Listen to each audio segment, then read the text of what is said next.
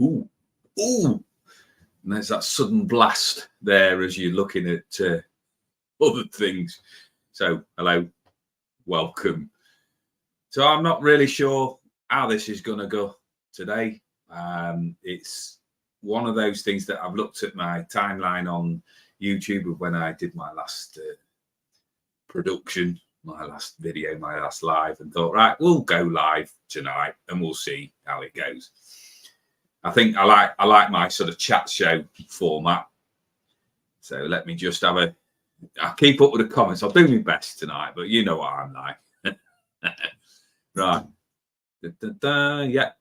We'll acknowledge that later on. Thank you very much.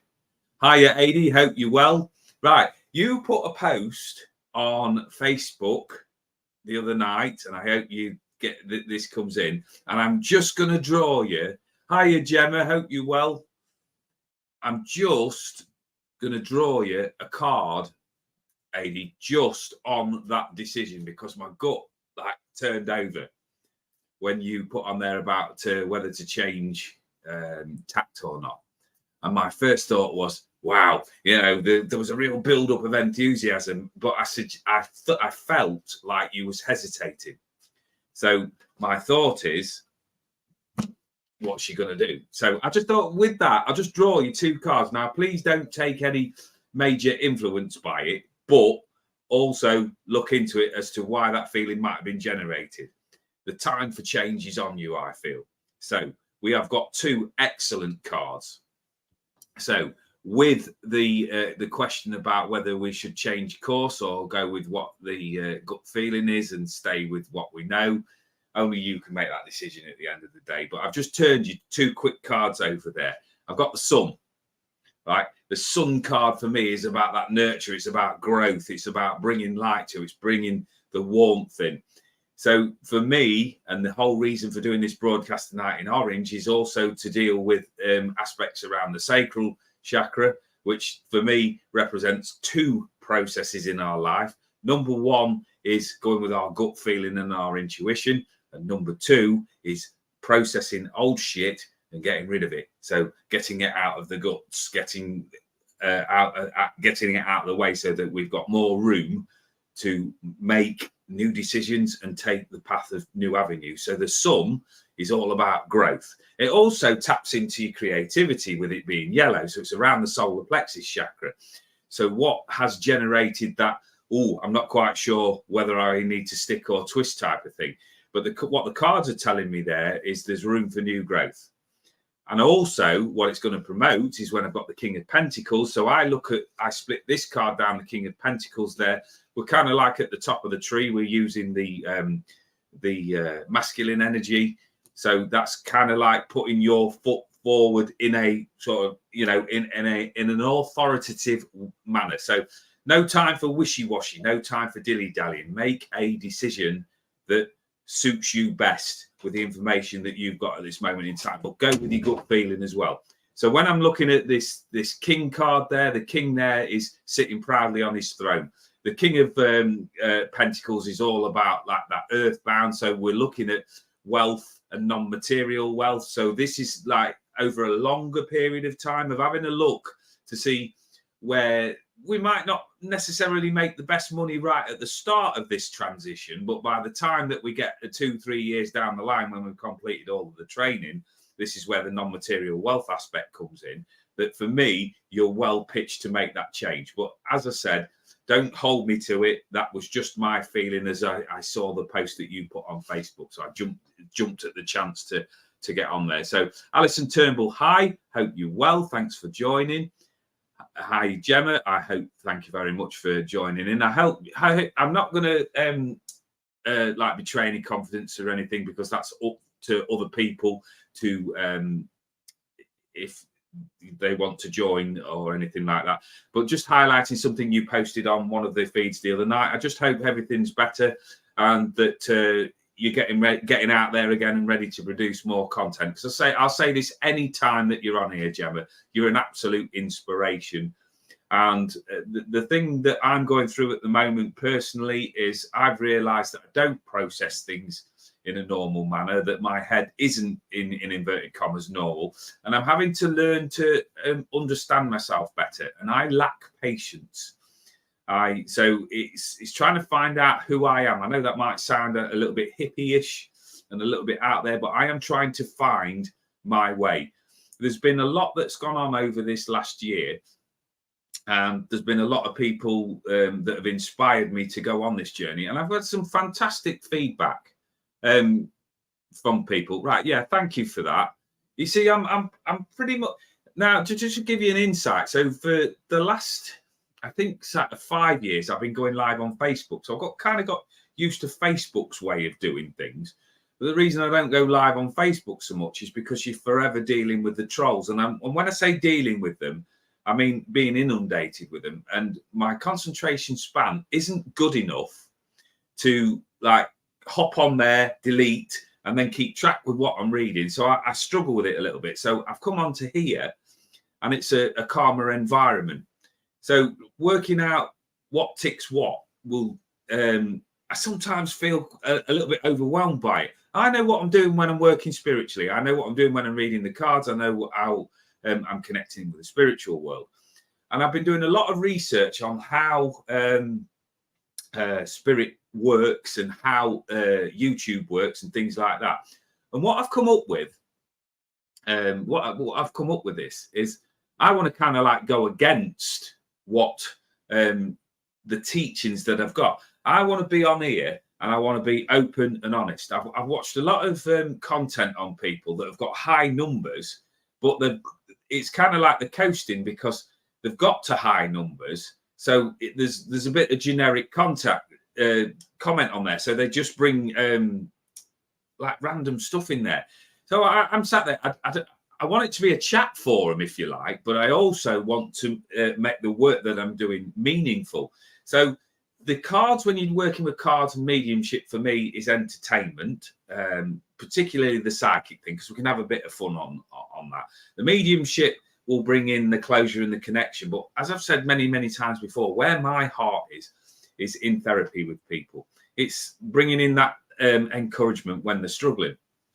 And a lot of therapists focus on bringing you out of the shadows and into the light. So what my new idea is, and if it is new, I hope it's new, is to advertise the fact of taking people into the dark.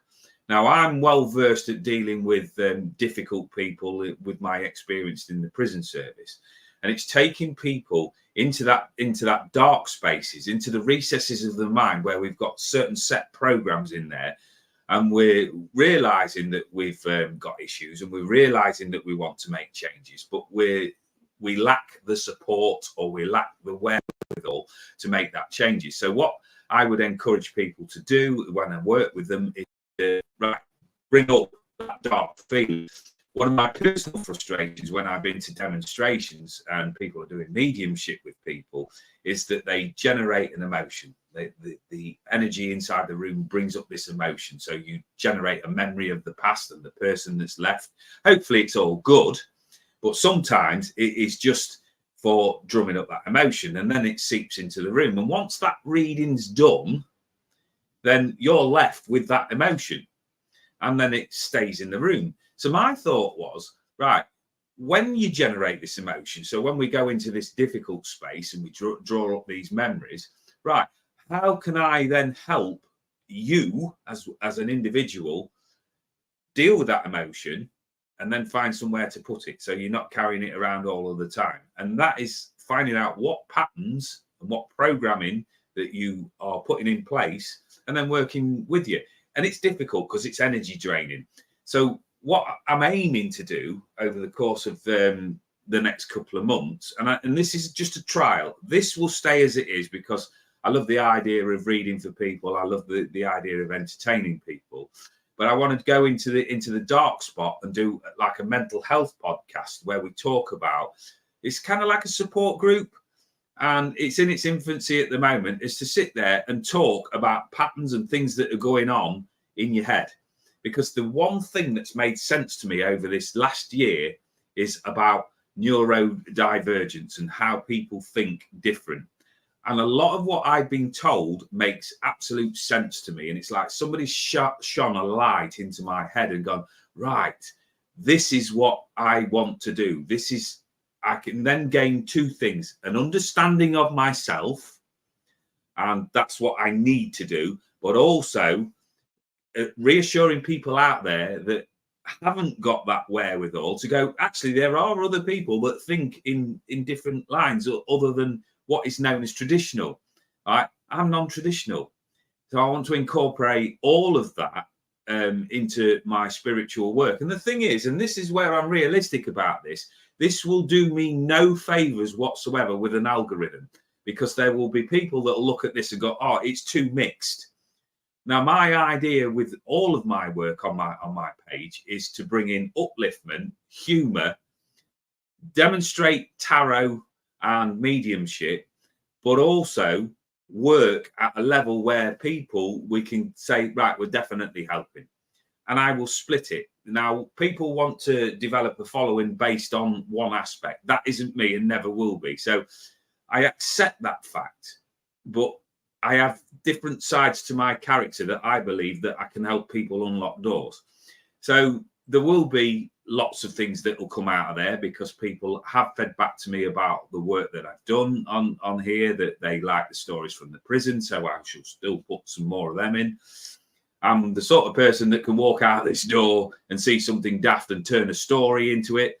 And I will turn a story, and then there's a moral to that story. So there's been a lot of that sort of work done. But I take my tarot work and my mediumship work really seriously, and it's been lovely, because I've had to have my learner's cap on today. I've done my first reading this year, and it was absolutely brilliant. And Spirit came in loud and clear, right? They were very very clear on what they wanted me to pass along, and I just stopped myself from getting involved in taking it to pieces.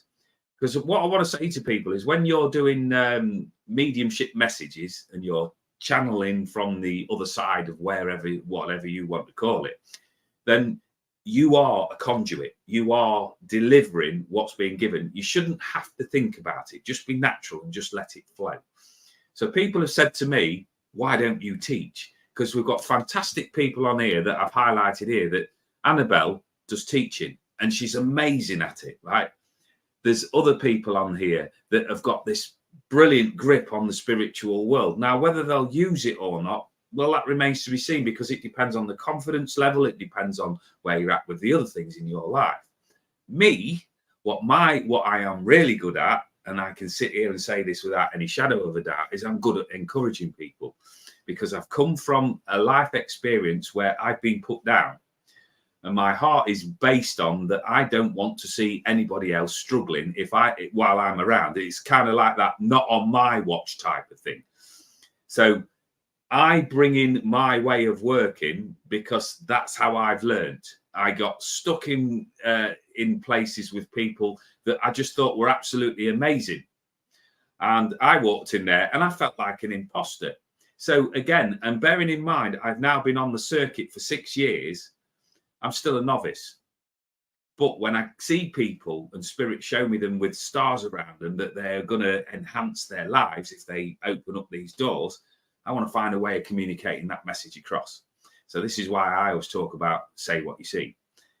The reason for the colouring today is because I've got my uniform on today. I'm feeling a bit fiery. I don't quite know why, because I'm not really upset about anything, but I'm feeling a bit fiery, feeling like I want to kick a bit of arse.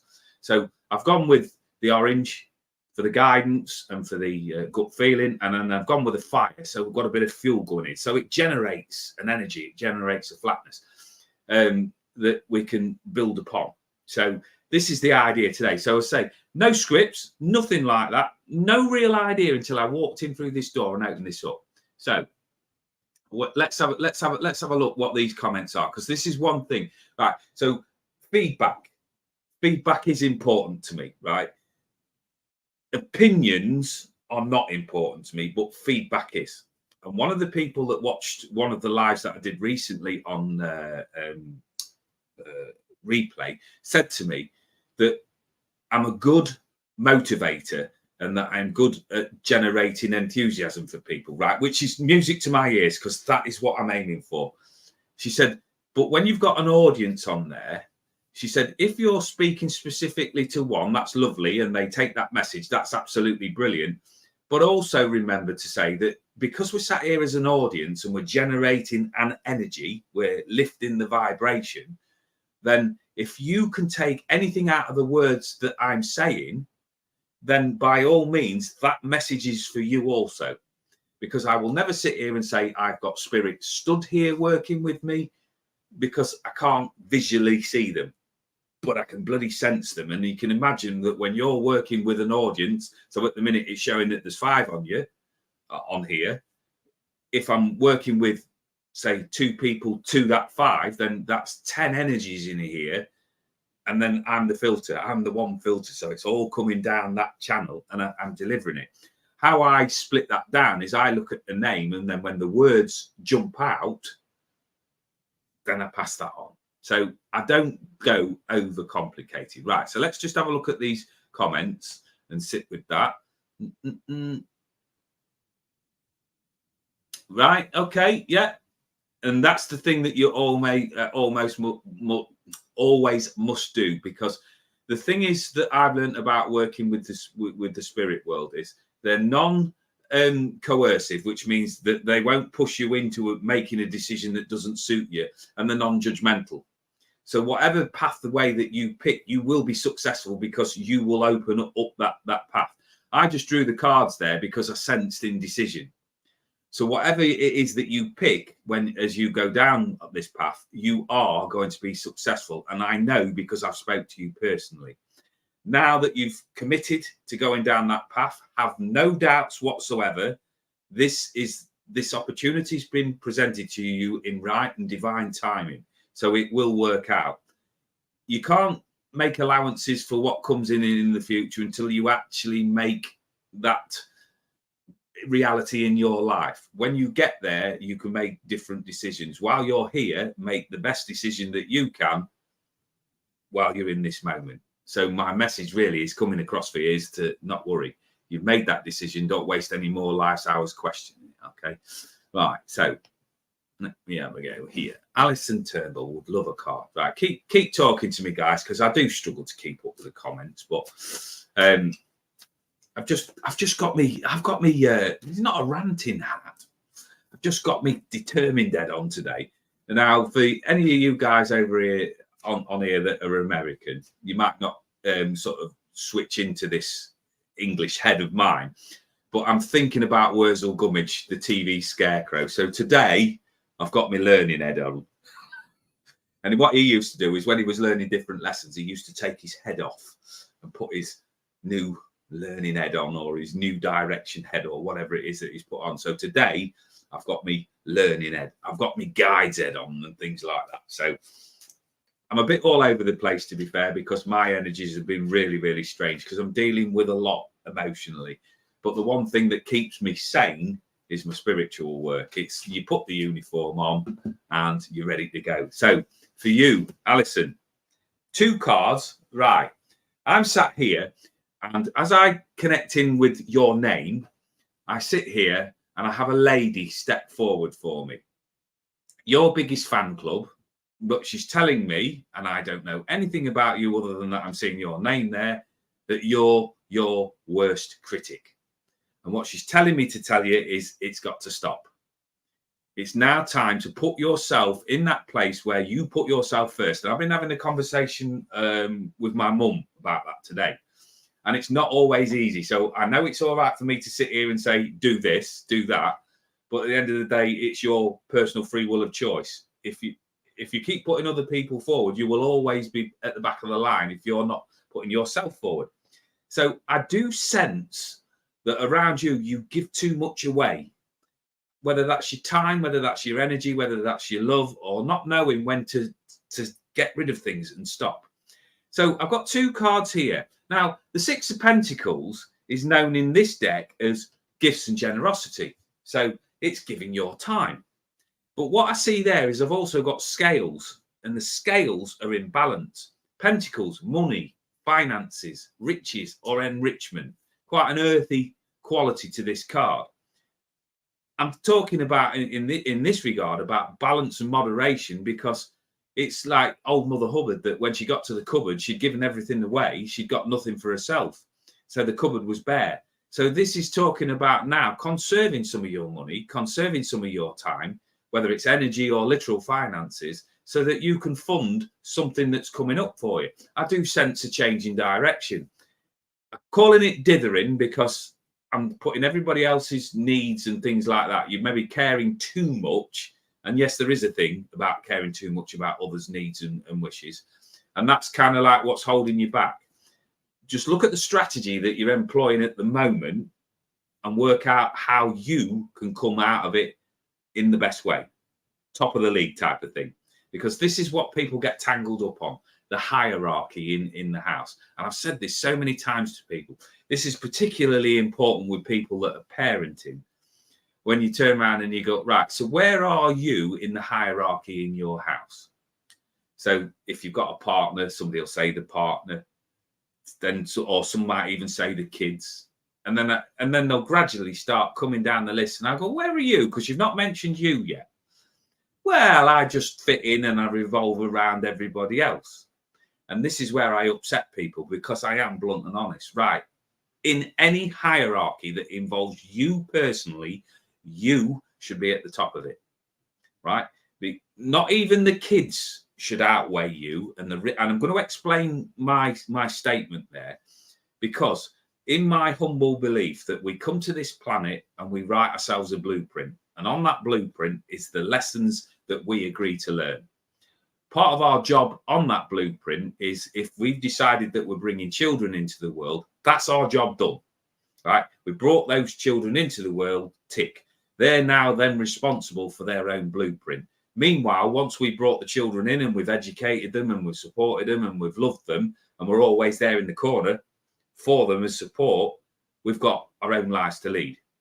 So partners and people like that, hopefully it's long term, but essentially they've got their blueprint to run. Hopefully it's compatible with ours, but we don't actually know.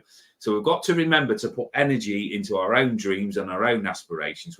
This is not saying being selfish, but it's a way of reminding you not to forget yourself in all of the rush and everything that's going on around you. So balance and moderation with that 6 there, because we're coming through the 5, and the 5 for me is we've not quite got all of the known elements. The 6 there is we're starting to make that move where we're getting towards that destination. We're into the second half. So it's looking at what we've learned in those first 5 moves and where we want to be, and then having a look to see whether we're compatible. So it's balance and moderation. And the 3 of Cups, and this is inspired by you, Annabelle, if you're still on, because what you talked about is it's your gal pal tribe card. And I like that saying, and I've stolen it a little bit. The magpie in me stolen that, because this, for me, it's a good old excuse to get all your people together. It's bringing everybody in that's got the same sort of energy as what you've got, and bringing in that upliftment. Just getting people together, family celebrations. If it's your tribe, because your vibe attracts your tribe, you get like-minded people that bring in upliftment. They bring their energy with you. So it's just time to reflect maybe over this last couple of years. I'm being told about the last 16 months for some unknown reason. They've just painted 16 in front of me. That it's been a bit testing. So this is a time of pulling everybody in together and having a bit of a celebration, and then plotting and planning for where you want to go next. But my words for you as I leave you is to just say, just be a little bit more selfish, right? And I don't mean in a massively negative way where you're going to suddenly throw everybody out in rubbish, but remember to put you first, right? So I've gone on a little bit there. So let me just right. Thank you for that comment. Right. I don't actually know. It was just suggested to me that she's got to know me over the course of the time that we've known one another, which isn't very long. And she said, have you ever considered it? And I went, no, not really. But the more I've researched it and the more I've looked into it, I don't like labels. I really don't. But I've been looking for answers ever since I was a kid as to why my head works it in the way that it does. And I thought that once I got settled to something, I would understand it. I thought when my kids come, when I got in a relationship and I got married and I got settled down, then all of this sort of thing would drop into place. And it hasn't. I'm sat here at 51 years of age and I've had over 30 different jobs because I can't settle to anything, because I look at settling and then my mind's gone off on a different tangent. And for people that are around you that think in normal straight lines, that is bloody frustrating to be around. And my statement was influenced by somebody that I work with that said, on my day as a prison officer, there was nobody better to work with, because I would organise myself, I would crack on with the job that needed to be done, and I would motivate and pull people with me. On the days where I'm not so good, then he said, you're a nightmare. So there's always that battle that's going on within me. And I want to help more people realise that it's not all bad, but it is a difficult thing to manage. So if you're on that sort of, I don't know what they call it, on that scale, on that spectrum, then your life can be a little bit frustrating. It can be difficult for other people to understand you. I can lose track and lose focus really, really quickly, but that doesn't make me useless or worse than you. It just means that I'm slower because my brain is working at 100 miles an hour quicker than my actions, which causes me a lot of frustration. So a lot of the issues that I've been having just recently, when I've had spiritual guidance from other people, or they turn me cards over and things like that, they said patience. And I sit there and I go, right, I haven't got any. So I need to form a different strategy as to how I get through a given day, because I lack patience. So my way of dealing with my lack of patience is distraction. So whether that's coming and producing something for YouTube, whether that's contacting somebody and telling them a story or giving them some upliftment or anything like that, then that's what I do. So hi, Samantha. Lovely to see you on here. Thanks for coming. Let me have a look. Do you think readers fit into that description of neurodivergent thinkers? Oh, what a great question. Right. So I'll read it through again. Do you think readers fit into that description of neurodivergent thinkers? Now, I'm also what I call a mechanical thought stripper, that when I see somebody's vocabulary, I want to strip it down into its barest essence. So to me, when I'm reading that, Brandy, without actually knowing anything about you, there's a question within a question there. For me personally, I've not looked for a label, as I say. I've been looking for understanding, and I haven't found the understanding of myself so that I can put out a product of what exactly I'm about, because it changes so quickly. In regards to whether readers just fit into one category, I don't know, because I feel that a lot of my stuff has been triggered by other things. I would love to sit here in front of you and say, right since I was a kid, I've been seeing spirit and I've been connecting. I've just gradually started strengthening it by practice and things like that. That is not the truth, right? I'm only now at 51 beginning to understand that I was connecting into spirit, but I didn't know it. So it's no good me saying I blocked it or I've had a traumatic experience. What it's been a series of events that have pushed me into doing this. Because when I first went into the spiritual church and I met somebody that said I'd got a future in it, I found it really funny, because my question was honest. A future at what? Because I didn't know what this was all about. I just knew that I enjoyed it. Then when I started to realise that when I'm around people, that my energy affects people, that I communicate well with them, I'm a good listener and I help, then I started to think, well, I'm not the same as everybody else. But years ago, I couldn't embrace that. I wanted to be, in inverted commas, normal. So I think readers fit into various different boxes. My senses with them and my own opinion is that there isn't one specific box that they go into. I honestly think that if this neurodivergent thing is a label that I've got, then it's an individual label, right? And I think that personally is a great thing. I've mentioned this quite a few times before, that I watched a program years ago where they were talking to people who've got bipolar and difficulty with processing and all of this sort of thing. And they did a poll at the end of the program and asked the person that if they had the opportunity to switch that part of them off and get rid of it so that they could live in inverted commas a normal life, would they take that opportunity? And pretty much all of them said no, they wouldn't, because it formed a good part of them. Now, me personally at that time thought they were mental, right?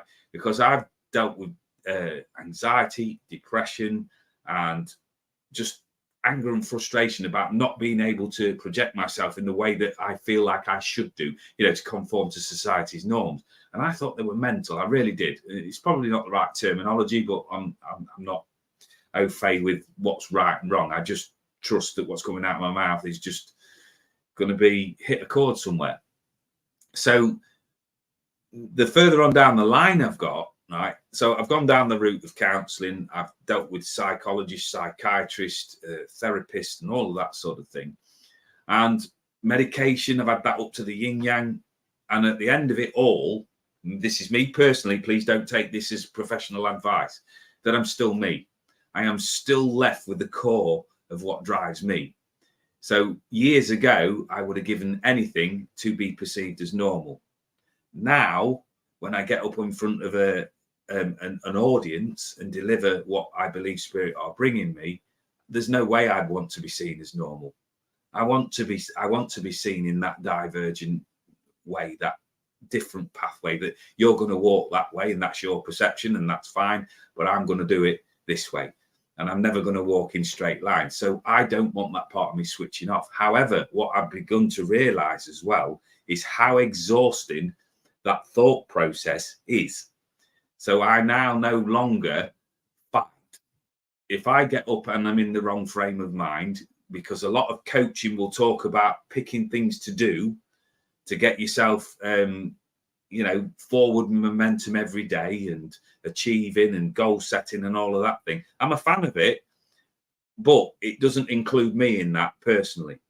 That if I get up in the wrong frame of mind, I know I'm going to have to put double the effort in to get up and make progress. So my way of dealing with it this year is I'm going back to the lists, and I make myself accountable.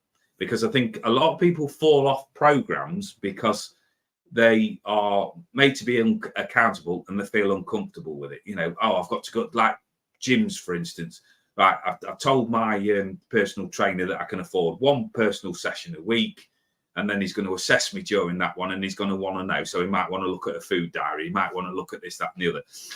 And that would generate nerves and anxiety within me, because I would then feel under pressure to achieve what I'd said, because I don't like going back on my word. I haven't got a personal trainer, by the way. It was just an example. So what I've decided to do to help manage my mind is that I write myself a list, and it depends on how I'm feeling when I get up in the morning. So I look at that list, and by the end of that day, I want to achieve X, Y, Z. And they're written down there with a tick box.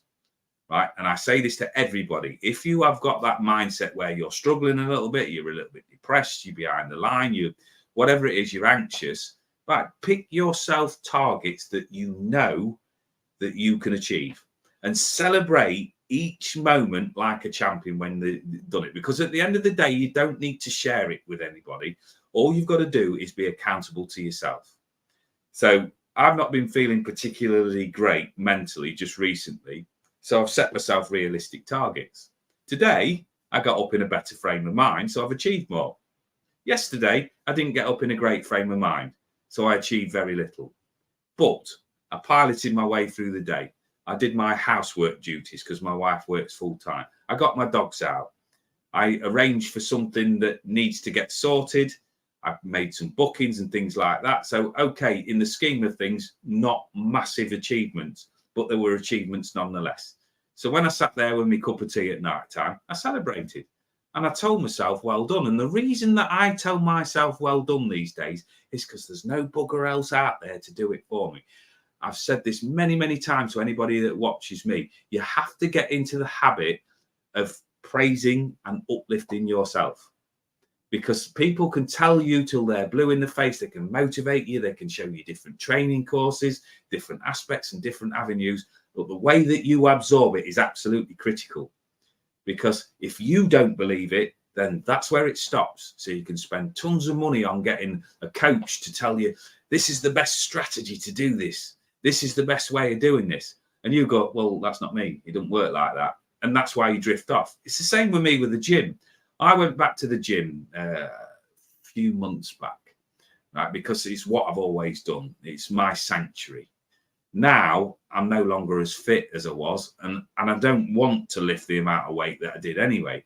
So I wonder what I'm going for. So I went, and the idea was to just challenge the mindset.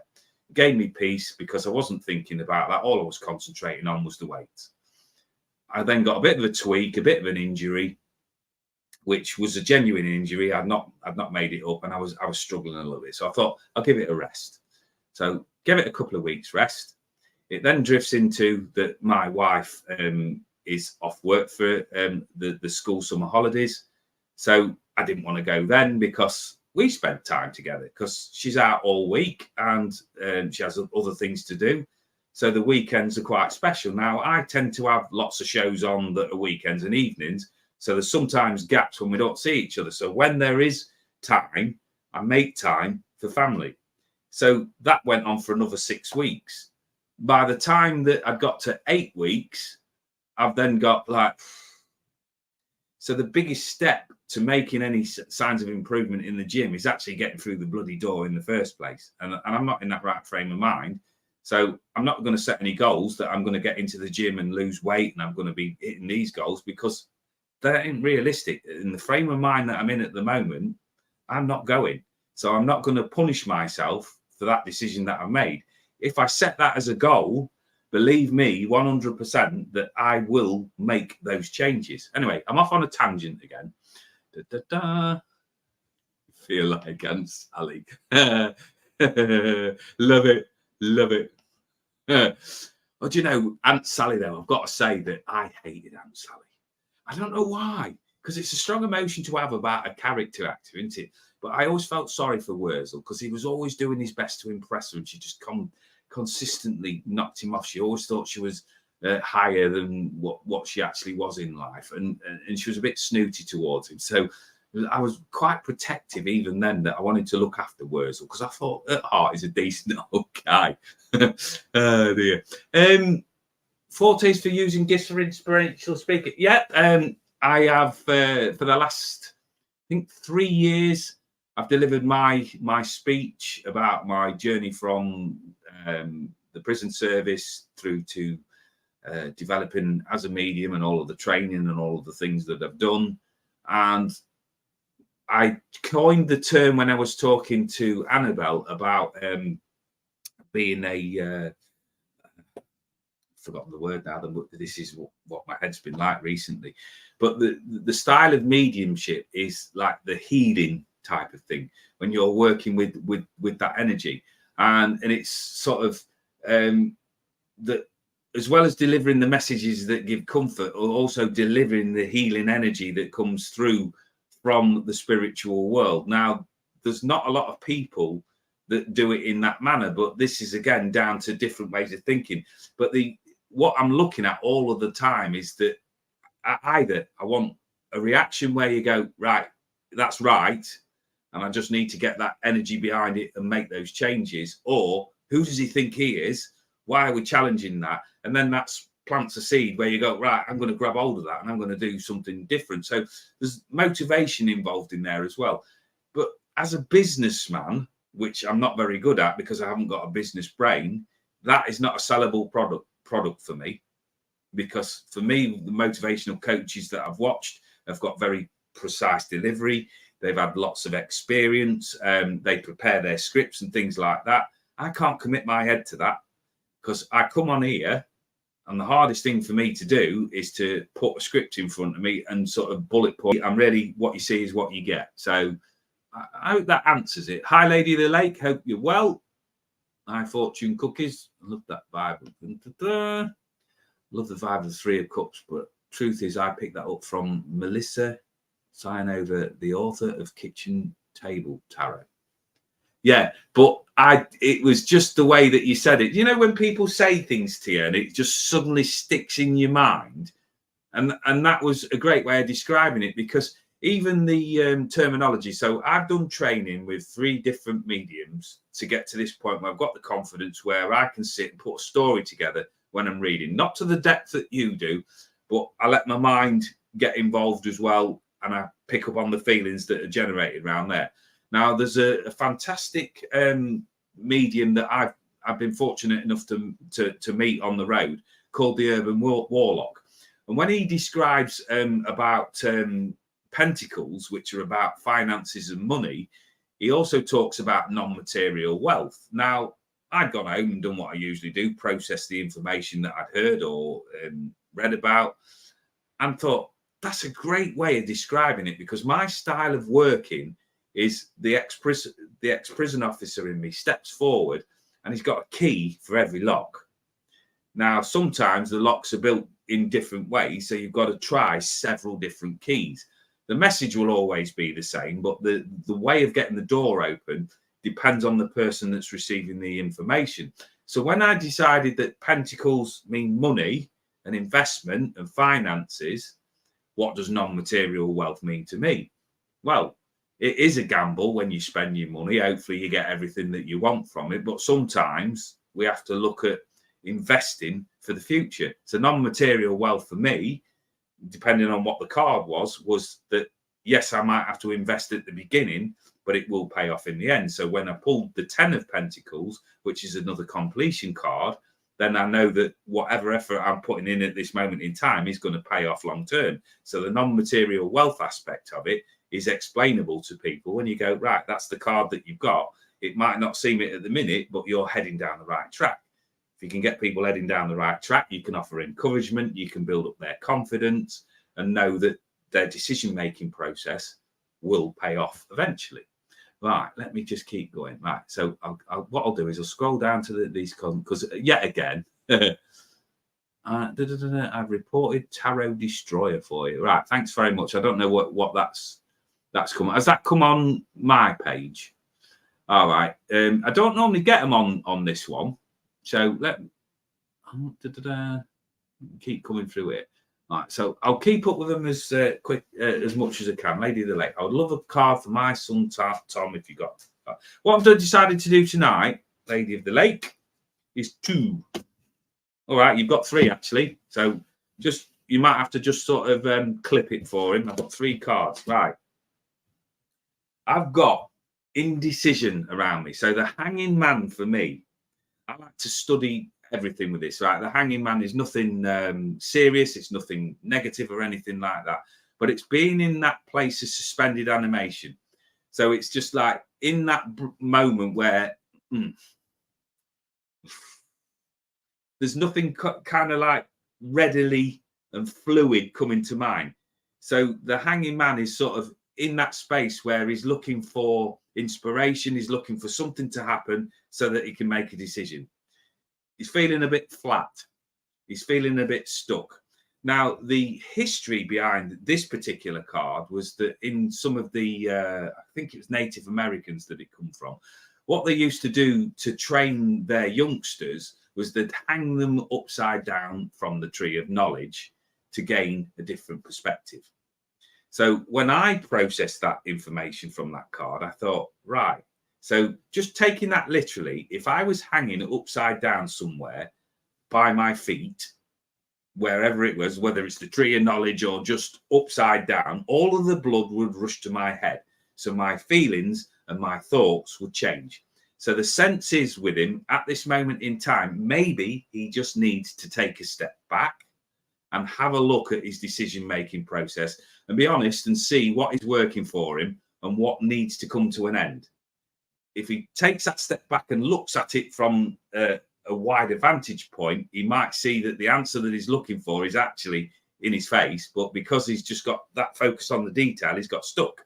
So this is changing perspective, because I look at that card and I think, well, the simplest answer for me, being that very literal-minded person, is if I went like that and turned that up, then he's got a platform to stand on. he wouldn't be in that place of confusion, because the chains that he's got round him, he's put there by himself. So they're the hurdles and the obstacles that he's facing.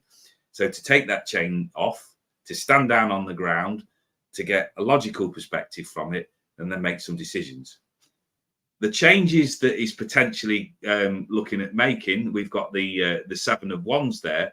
And the 7 of Wands for me is all about opposition. It's not a great time for gaining support from others. Right. That can lead to procrastination. I see that card as a challenge, and I think, do you know what? I am going to make these changes. And when I walk in, I'm going to make that statement, because wands are the suit of fire. Fire is fuel. Right. So I want people that are with me and they're going to back me. And I walk in, and I don't do this very often. Right. I want help. Right. Is there anybody out there to help me? You look at that card, and what it's saying there is there's 1 or 2 people that are around him that are far too focused on themselves, so they've gone inward. So I'd go, right, okay, that's your personal choice. However, I want help. And if you're not there, I'm doing this anyway. So I'm just putting you on notice that there are going to be changes. So you might find that as he makes these changes over these next few months, that he might find a bit of opposition, but to keep going anyway. In regards to the way that he derives or makes money or makes a living, the Ace of Pentacles is that card of potential, because it's new. So we've got into that space where there's a new idea for bringing money in. There's a new idea of how we're going to develop. As I said earlier, you've got the non-material aspect of it, non-material wealth aspect of it. So it could be information, it could be opportunities that come in out of the blue, but it's going to dynamite him. I feel it's going to blast him out of that place of indecision. So my message to him in closing would be not to worry too much. Use this period of stillness now as an information gathering exercise, and then just make plans to make those changes as and when you feel fit. Because I feel that mid-March you've got a choice to make. So by mid-March there will be a couple of choices for you to make, and they will have long-reaching effects further on into the year. But not to worry too much, because there's a lot of joy heading your way, and that came from a gentleman's energy as well in the spirit world. I feel like we're on a grandfatherly link, or somebody along that line, along the male side of the family, just coming in to give you a bit of a shot in the arm and a bit of encouragement, and just saying, keep fighting the good fight. Okay. They say there's a fine line between psychic and psychotic. I like that. Yeah. And I think I must have been tightrope walking then. I've not skipped between the two. I've really gone on there. Right. Jammy J, are you still here? Let's see where we're going. Right, Jammy J, let's see where we're going. So if you chose to go off, and I'll acknowledge all messages before I get off, apart from if there's a spammer on, and we'll see where we go. Right, you've got 3 cards that have jumped out as well.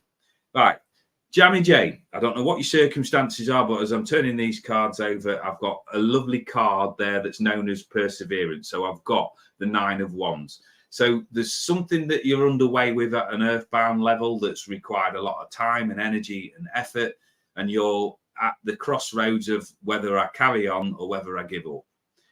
Carry on, right? Make some adjustments if necessary. Have a rest for a little bit.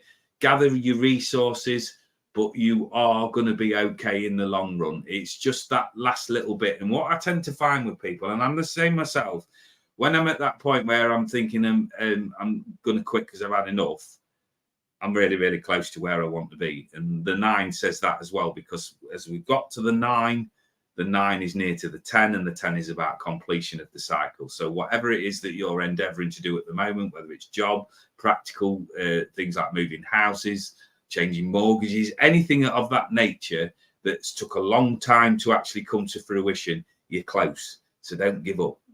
Keep persevering. Temperance, when it comes in there, we've got that lovely orange color and what I was talking about there.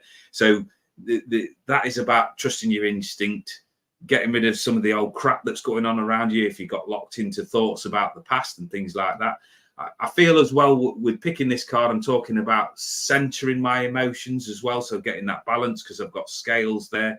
And the other thing with her as well, she's the alchemist. She brings things together. She brings people of sort of warring factions together. So it's getting things that suit your lifestyle. Because I find that when I'm comfortable, my life goes a lot better when everybody's on the same sort of pathway. Open your heart and communicate clearly, and then people will understand what sort of side of the fence that you're on. So balance and moderation. Temperance is, is kind of like waiting for things to settle down. And then we've got the Seven of Pentacles, which for me is all about reap what you sow. It's a harvest card. So focusing on what you want to yield by the time that the harvest period comes around. So for me, that's September, October. So look at where you are now with finances. Is there anything that you want to make an improvement on? Is there anything that you want to make changes on? Because now's a good time at the beginning of the year to set that intent out there, and you will yield what you put into it. So whether it's a job, whether it's finances or anything like that, the work starts now. Always remember that when you've got your yields, when you've got there and you've got that success story, look at what you're going to invest in next, because completion in whichever way means that there's something else coming in. So once we've completed one phase or cycle, then we're moving into the next one.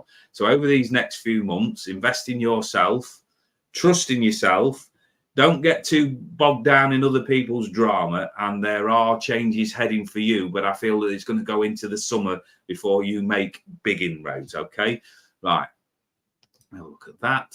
I have a theory that the leaning towards autism is more logic and structure, since psychic ability is the abandonment of logic, then having such a hard line of yeah. I would agree with that. I am very literal, which is a trait of people with autism, that they are very little. I remember being told to sit here, and I know this is a joke that people have told before, but this actually happened to me, to sit here for the present. And I sat there thinking that I was going to get given a gift. And then at the end of the day, got really upset because nobody gave me anything. And what they actually meant was sit here, moment of time. But if you take things literally, then that's what presents to you. So it's dealing with contrasting emotions as well, that when you're working with the spiritual world, then there is a totally different set of rules and guidelines there, because anything could come in. And that's why I tend to split my personality in that way, that I've got the logical minded thinker that will drive me to the place that will book the events. But when I get to the events, in my mind, I've sent him off to park the car, because I'm not interested in what he got, because he wants logic, he wants proof, he wants numbers, he wants facts and figures. And my spiritual development is not like that at all. It is kind of like say what you see. There's a feeling that's generated, and then I can come out with it, and we see where we go with it. So, no. Hi, Rainbow Rose. Hope you're well. Easier access to psychic ability, distract the logic. Yeah, absolutely, 100% on that. Yeah, that's exactly how I think as well. Sheeple drive me mental, right? And I suppose that's a good thing if that is indeed what I am, that I'm neurodivergent. I never follow trends, right? Just not. I mean, I was sat there the other day, and there's a company in Cornwall where I love going on holiday called Fat Willies, and they have a range of sweatshirts. Now, I've got one sweatshirt that I've had for 20 odd years. It's now got sort of quite old and a little bit dirty with jobs that I've done on the thing, but I still wear that. And the reason that I still wear that is because I love the hoodie aspect of it. That when your head gets too much and you get too overwhelmed with stuff going on, I pull that hood up, and it's kind of like I'm invisible. So my collection of jumpers in there will never follow any trend, because I've got probably, I don't know, 6-7 jumpers, and 4 of them are hoodies from Fat Willie's company, because as soon as I put that hood up, I'm reminded of the happy times that I've had in Cornwall, because I've never had an unhappy time in Cornwall. So as soon as I associate with Newquay and all of the energy around the waves and all of that sort of thing, I feel happy. And essentially, when you're working spiritually, it's great to feel happy, because you can pass on that energy to other people. Right, let me have a look what we've got there. Easy to Assess psychic ability. Right, okay. Lost my card. Well, I'm not quite sure what that is. Showed up. Rip block. Right. Let me get that ban user and delete their comments. Right. So hopefully that should do that. There. Thank you very much for that. Appreciate that. That is the worst. Right. Was it a bot? Right. Yeah. You see, it's things like that that I don't understand. So thank you for that. I appreciate that. Oh my God. I think you're so much better at me. Right. Now, I'm going to answer this dead honest, and please don't think that I'm looking for like compliments or anything like that. I will sit here with an honest head on, right? When I'm good at talking, I'm good at explaining what goes on in my head. Now, when I go out and I do a stage show, the bit that is my Achilles heel, and I've watched so many mediums, is I don't always think that I'm any good. It's finding a balance where you go, it's okay to accept compliments, but not get ahead of yourself. Because my belief is that when you're working with spirit, that spirit work on the level that you can understand. But when I've done a reading at my home and I've sat with a lady and I've said to her at the end, so you do the psychic, which is working around the vibration around the cards and the thoughts around the cards and what's going on around the person, and said, is there anything that you want to ask me? And I'd given her a lady coming through, and she'd validated that this was the lady's energy, because, as I said before, I don't see, I sense, and I'm told, I smell, I get song lyrics and all that sort of thing coming through. And we were doing a summing up. I said, I hope you're not disappointed, but I always make sure that when I read for people that I never guarantee mediumship. I can guarantee you a story with the cards. I can guarantee the spiritual connection to the universal energy, but I can't guarantee specific people. So I sat there, and as I'm summing up, I looked up into the top corner of the room where I'm sat, and up there, I've just got this image in my mind of somebody going like this. And I started to get distracted, and I got a bit flustered. She said, I was actually hoping that my husband would come through, because essentially that's what I'm looking for. And I said, well, I can't turn around. That's not my style of mediumship. I do my best. But unless, and I said, and I paused, and I said, I'm struggling with this a little bit, because it's one of them that if I get it wrong, I might offend you. I says, but as you're talking, in my mind's eye, I can see somebody pulling a moonie. And she went, carry on. I'm not going to tell you anything else. I said, well, this person's going. I says, and then dropping his pants is basically showing me his arse. And she said, go on, is there anything else? And there was a couple of bits of information that I passed on that were just as we were finishing. And she said, oh, he was terrible for doing that. She said, we'd be in the middle of a serious conversation somewhere, and he'd just walk past and he'd pull a moonie. Or he'd do something really daft, like pull a hair or anything like that to get a rise out of it. And the information that I gave just as she was going out the door was far more important than the previous hour that we spent talking. And she walked out and went, you're one of the best that I've ever seen. Now, up until that moment, there's my head going, I've let her down. I've upset her. And that's the thing with working with this. It's fickle, because there's days when you go out there and you think, I've hit the mark there. You know, I've reached so many people. The force is strong in me. And then there's other days where you go out there and you go in front of a fairly sizable audience and you get no feedback. And you go away going, why am I bothering with this? So, and then you'll get home and then it'll all be up again, because your energy, somebody will send you some magic feedback. So it's one of them that I'm grateful, right? But I don't feel that I'll ever be in any position where I turn around and I go, I'm brilliant at mediumship, because that's just not me. It's my core programming. I'm not built that way, but I enjoy the journey. I've had a lot of experience with people, because I've had 30 different jobs. I've adapted from various different things. So just giving you a brief insight, if I've not told you before, I'm actually a qualified butcher, where I went to college and learned how to do butchering. When I left the prison service, my way of getting out of the prison service was I went to learn plastering. So I'm a qualified plasterer. I went and learned how to skim walls and do ceilings and things like that, but it didn't suit me. I am a qualified neuro-linguistic programming practitioner, which is helping people process their sort of psychological aspects. I'm a qualified analytical hypnotherapist. I have had quite a lot of experience about dealing with people with complex mental health issues, as well as my own. So I've done care in the community. I've supported some of the most vulnerable people, including children, self-harmers, and all of that sort of thing.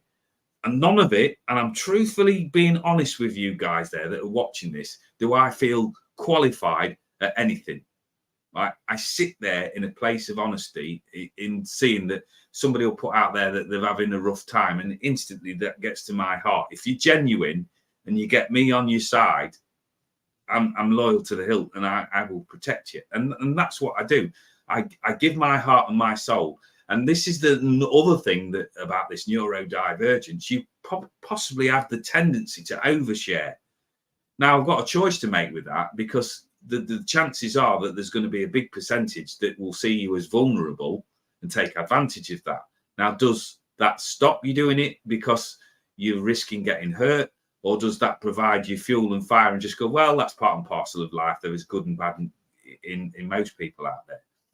All I say to people, and I've had to get rid of somebody off my friends line on Facebook the other day, was that don't take my daftness, as I would call it, and my softness as weakness, because I can soon switch gear. So the comment that was put on a post that I put on, I was being very real and very heartfelt, that I was struggling emotionally with things. And his advice was, as somebody that's actually met me, was that I was coming across as wet and I needed to man up. Right. So rather than sort of fight my corner, I just turned around and I said, I think that's the end of our time together. I've enjoyed the interactions that we've had, but that I can't get past. I don't agree with you, and I'm not going to sit here justifying it. I would rather be, in this day and age, sensitive than locked into some ancestral bullshit.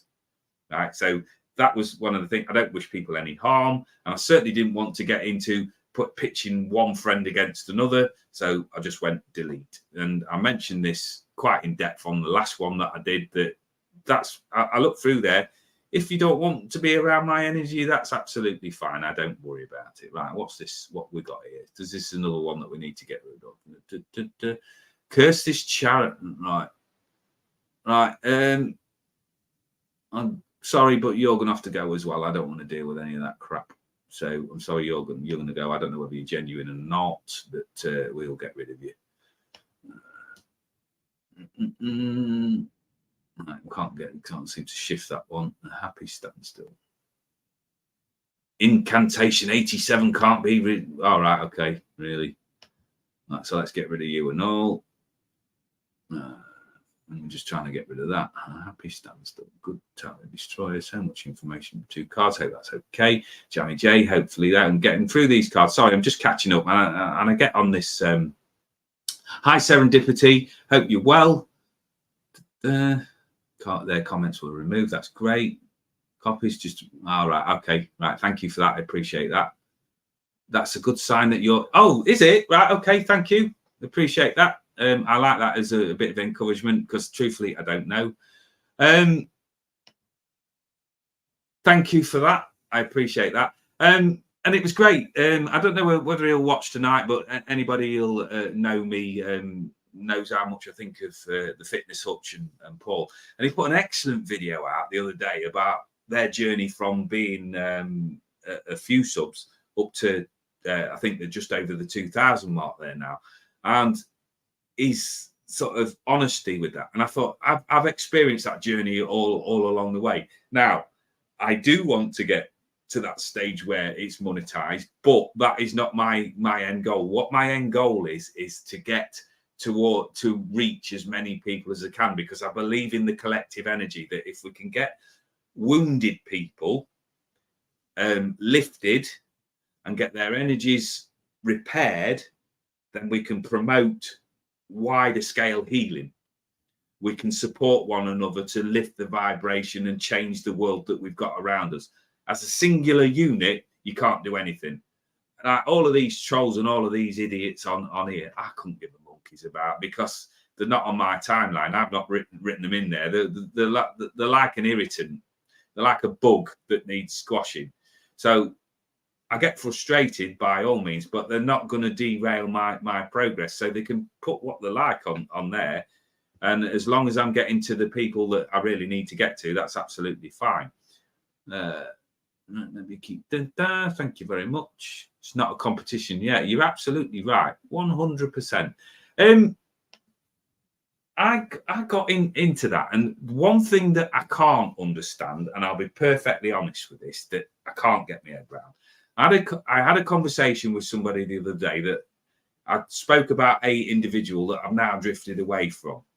And that initially we seemed to be on the same wavelength, that we'd had long conversations about what our views on spiritualism was and how we thought we could help people.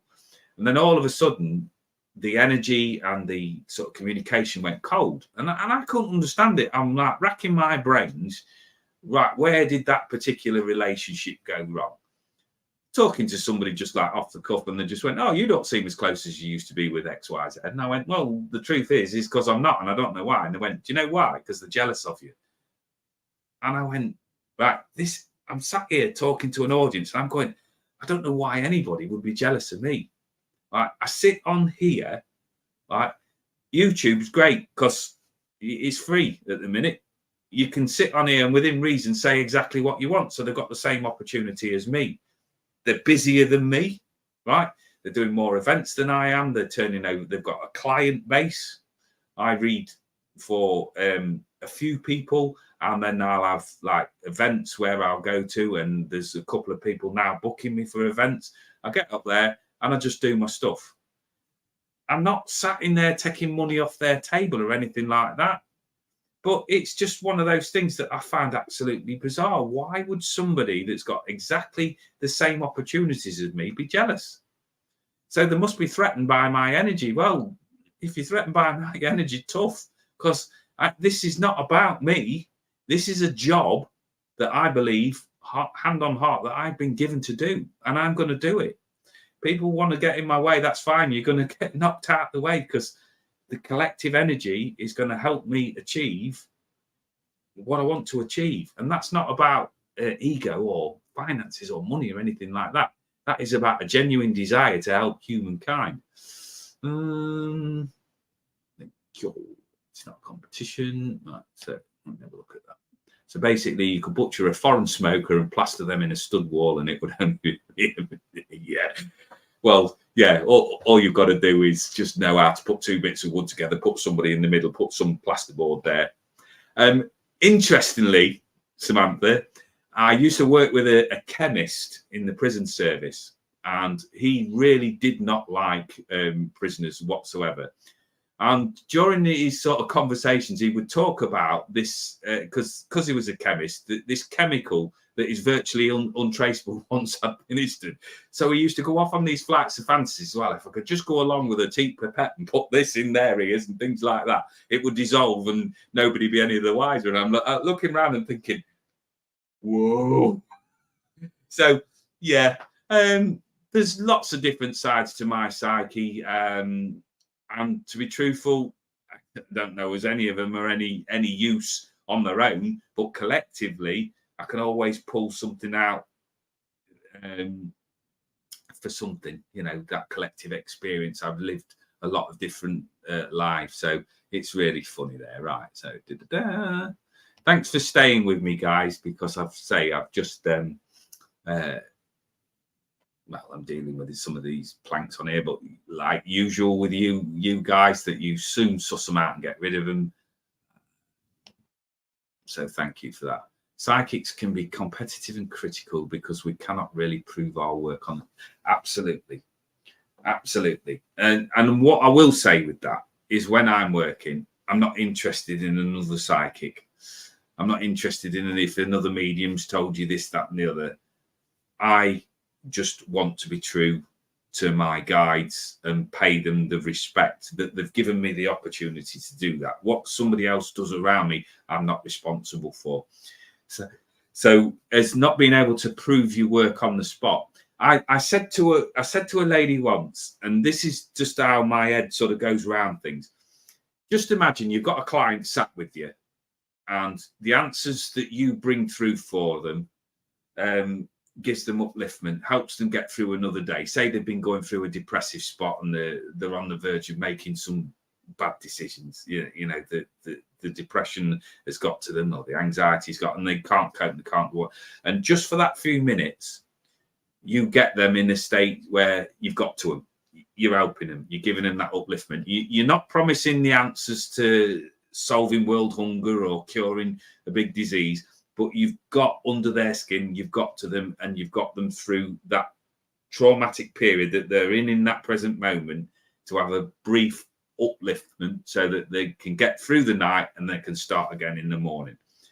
And I said to her, I gave this piece of information, and she went, "Oh my God, that's bang on. Thank you so much." She said, "But I keep looking at things, and you talk about the signs that are going on around me, but I'm not sure whether they're true or whether I'm making them up or not." So I was honest with her, and I went, "Right, I know nothing about you. The way that I do my work, it's like a brief snapshot where you're looking through the window and you see something, and it's like you're running past it at speed. So you've got a real quick moment to grab that piece of information and pass it on to your client." I says, "Imagine that I was unscrupulous and that I was making this stuff up for my ego so that I look better. And when you walked away, I've charged you X amounts of pounds for that reading. I've given you comfort. I've validated your thought process, and you walked away happy. Is that not a fair exchange?" I says, "I'm telling you now, I'm not making anything up. If that's what I've given you, that's what I believe I've sensed. That's what I believe that I've seen. And I'm not interested whether you think I'm any good or not. I just want you to be okay." And she went, "Well, I'm more than okay now, because that's given me encouragement to carry on with my life." And I said, "So surely that's worth your money's investment." So when people sit there for the benefit of just going, "Oh, I've been on TV, darling, you know, follow me, I'm a guru and a guide," I actually sat in front of people with some of the comments that they've got written on their banners that they sit behind, and just like, "Oh my God, how do you sleep at night? How do you get your head on the pillow when it's that big? How do you get through a door frame?" I couldn't give a shit about me. I care about clients' welfare. And I'm always looking at getting the keys in the lock to give them. Essentially, what a therapist is doing is selling better feelings. And I will do whatever I need to do to convince that person that they're okay. And while they're not, I've given them somebody to lean on. Now, if they choose not to take my information on board, that's absolutely fine. If somebody else gives them it in a different way that they can cope with, then they need to go to them. So I'm not jealous of anybody either. It's a bit strange, isn't it? It's a very, very strange thing. But it's a great industry if you're legit. And I like saying, "I told you so." Right. Avoid prison. Yeah, because you might come up against somebody like me. Oh dear. Right. How we doing? Oh, am I actually anywhere near the comments? Oh, I am. Yeah, great. So they're not changed yet. So I'll do another few minutes, because I promised Mrs. P that when she gets back from her exercise class, that I'll have her a cup of tea ready, because I've got mine, even though it's cold. I'm going to have a quick swig of that. Dizzy J, it will be my pleasure. Samantha, thank you. And the thing is, right, with all of this, the idea is, and I saw this at Stonehenge, I've repeated this on so many lives now. I saw this at Stonehenge, where I sat there and I did my usual brand of reading, which is what I'm doing now. I let the cards fall out if they're lively enough, and these are reasonably new, so the cards sort of jump out. And I sat there and I passed on a mediumship message, and I said to this particular lady, I was looking above into her aura space, so the energy that surrounds us. And over here, when I was a child, I used to have these Mr. Men books, and the Mr. Men books were very simplistically drawn. And one of my favorites was Mr. Messy. Mr. Messy was just like a scribble, like a kid's scribble on there, and he was pink, and he'd had the legs stuck out the bottom and the arms out the side. I'm looking at this lady while I'm talking to her, and I'm talking with me mediumship, and I pass on whatever I've got, and I could see this energy, and I'm going, that don't look right. it's like a darkness that you're carrying. It's an upset. It's like, is it depression? Is it anxiety? Something like that. She said, I've been feeling really off and I can't quite put my finger on it. And I went, because I'm a Reiki practitioner as well, I thought, well, let's utilize some of those skills. And I went, and I reached it. And it was so strange for a normal, everyday thinking person to think that I could influence whatever that energy was around her head. So I grabbed hold of it and I pulled it. And it was like it was on either a shoestring or an elastic band, and it started to go like this, and it was resisting. Right. And she was going like this, she was rocking. So I pulled it like that, and I felt it snap. So I thought, right, I've now got an energy there. I said, do you want that back? Or do you want to like reassess it? Do you want to look at it? Do you want to revisit? She went, no, it's holding me back. Right. So I threw it out the door, literally, like let go out the door, asked for it to be put into Mother Earth, and Mother Earth takes care of it and cleanses it, and then it gets reprocessed. That's my belief system. And I went, how do you feel now? She went, and breathe. And she went, oh my God, what have you done? And the truthful answer is, I don't know. But I would say 14, 15 times that week, those 4 days that I was reading down at Stonehenge, I did the same thing. It's crazy to work with that energy. So it's that healer in me. So I must have been a real bad boy in a former life, because I'm the fallen angel, apparently, that's come back to help people retrieve those bits of the soul fragments that they've left behind or they can't get past. So I'm like the bodyguard, I think, in that spiritual sense. So I ain't got time for ego and being big-headed. Anyway, gone off on a tangent again. Right, so we've got the King of Pentacles for you, Dizzy, and we've got the Page of Cups. Right, so I'm going to go with pages. Now, I get a little bit nervous when I see somebody who is as talented as what Annabelle is with the thing, because she can get into the theory. She's studied, she's done various decks of cards. Right, I'm a hacker when it comes to things like that, because I've not had the concentration span to sit there and study what everything means. So I've got a grasp of what goes on, and then I go with what my feeling tells me. So sometimes when I'm delivering cards, I look at the picture, hold it up in front of me, and I go with my gut. So I know that cups are all about emotions. The orange for me is about the gut feeling, the intuition. The page in the court system, as in the kings, the queens, and the knights, it has a young energy but has little power. It's like the errand boy. So this is like, I look at this as the news giver, something coming in for you emotionally that will give you that upliftment. But at the minute, it's not got a lot of power. So if you've got any situations around you emotionally where you're losing a bit of hope or you're a little bit upset, this for me is saying that it's going to bring in good news for you. There's also a sense there that as I'm passing on that, what I know that's written down in my book, that I'm also saying that there's also an ending needed in some way or another. Now, whether that's in a literal ending or whether that's your emotional attachment to something, there's just a sense of something that I feel needs a cord cutting, because it's having an emotional impact on you and it's holding you back. So it's kind of like clearing the decks, I think is the best way. And so that you can react in the happy way that you want to when this news comes in. So don't get sort of stuck in the past disappointments. It's time to move on in there. And they say it's a youthful exuberance with this. So if there's somebody around you, for instance, and I look at things like engagements or potential children or anything like that they're trying and they've been stuck with anything, just bear in mind that when the page brings the news, that it's good, uplifting news. So that's a fantastic one to start with. Then I've got the King of Pentacles.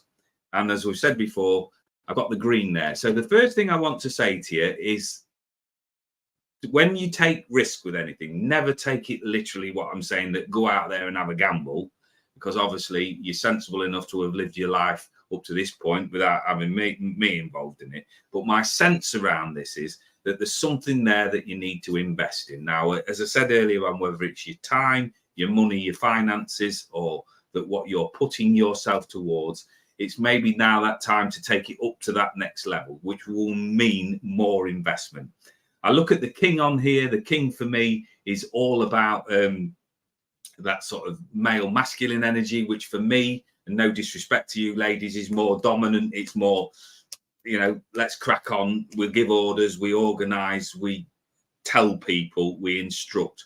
Whereas the feminine energy for me, when I work with it, is more comforting, more of a negotiator, more of the love and the, you know, the support side of things. This is a very direct energy. And the King of Pentacles is also good with money, right? So if you think about bank managers and people, lawyers, accountants, people that are good with money. So this is about investing your time now in something that's going to bring you in more money, more finances, more riches, enrichment. So it's investing in things. It can be as simple as like going out and doing that next course, doing that next thing, going for that next promotion, studying, because we've got the aspect again of non-material wealth in there. So we've got a king there that is sat there quite comfortable on his crown there, reflecting on his success. So if you look at that, putting those together, is getting your emotions together, dealing with everything that's going on around you, settling yourself down, and then putting that direct approach towards where you want to be at this end of this year. So it's targeting, it's timelining and putting your things into place, and then basically running down that pathway and not stopping. Okay, so I hope that makes a bit of sense for you. Right, self-doubt. Right, hang on, there we go. Let me just answer that. How do I know if I'm psychic? Right, so how do you know if you're psychic? There's a simple answer to that. You are. Right, my belief system is that everybody in this world is a psychic, right? And they've got the potential to expand on it or not, because we can all sense certain things that are going on around us, everybody. What makes the difference is how much effort and energy you put into it. So I've always said the same thing to people. I don't teach, I'm not a teacher, but I've always said the same thing to people when they've asked me, Spirit, if you imagine, I don't know where you're from, but I'll have to use my currency because that's what I know. If I invest £1 in working with the spiritual world, they'll invest £10 back in me. That it will come back to me tenfold. Working with psychic is like working with your tools, you know, your dowsing, all of these sort of things, your tools. Essentially, the mediumship side of it and working with spirit themselves is a matter of practice. Everybody can be psychic, but not everybody can become a medium. So it's getting to know yourself and how you receive energy, how you work, how you feel. The problem is with a lot of people, and myself included at times, is that we think, we analyze, what would that person like to hear? What if I say the wrong thing? What if I have a bad day and I upset somebody unknowingly? What if there's a lot of what ifs, right? Spirit, not bothered about all of that sort of stuff. So when you go and do your work and you work in whatever way that you do, whether you see, you hear, you sense, you taste, whatever it is, enhance that. And we don't get good at anything overnight. The aspect there of, say, talking about self-doubt is one of the key blocks. Right? I still suffer from it, and I'm professional. This is my living. And I still go out there and I will question. Well, as soon as I start questioning, that's me thinking. That's not me connecting in. Your cards can be learned over time with a lot of practice. And what you tend to find is that certain repeat messages will come through. Your guides and inspirers will step in, and then you will be able to deliver that message sometime in your own unique way. So I will, because you've asked me to pull a card, pull you a card, and you've got the 8 of Pentacles. Now, the 8 of Pentacles for me is, again, like promoting of the self. So if you've got doubt, right, what is making you doubt yourself? What is it that you're worried about? Where is it that you want to be, and what is stopping you? I always look at this card as like a training card, that I'm looking at learning new things. That's where the non-material wealth comes in again, because I'm looking at new things. I'm looking at new avenues to explore. So what am I going to invest in? Well, I'm certainly not going to invest in anything that brings in doubt. I'm not going to take teachings off anybody that's giving me that feeling of upset or anguish or anything like that. I'm going to invest in something that I know is going to mature for me in the future. So I look at training. I look at guidance that's going to promote me in some way or another. I look at that card and it's quite a busy energy.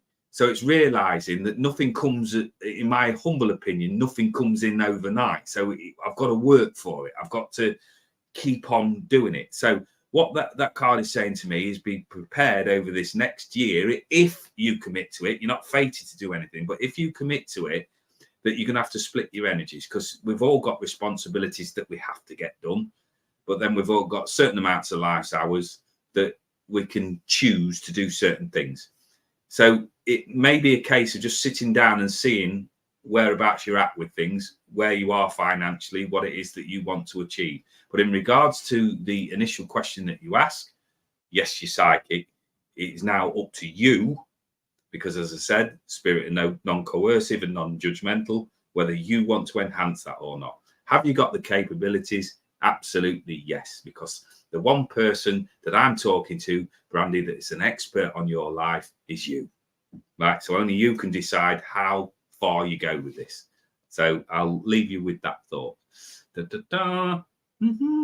Right, so we've come to the end of there, because I've got no comments. I've still got 7 of you on. I've just heard Mrs. P come back from a gym class, so I'm going to wrap it up there. If you like what you've seen, please like, share, and subscribe, and all of that sort of stuff. If you didn't, bloody keep quiet. Could do without the doubters. And I'm developing my new catchphrase. So as I leave you tonight, I want to leave you with my thanks, my gratitude, and my blessings. And my catchphrase is keep shining and don't sweat the small stuff. So until the next one, thank you and good evening. Thank you.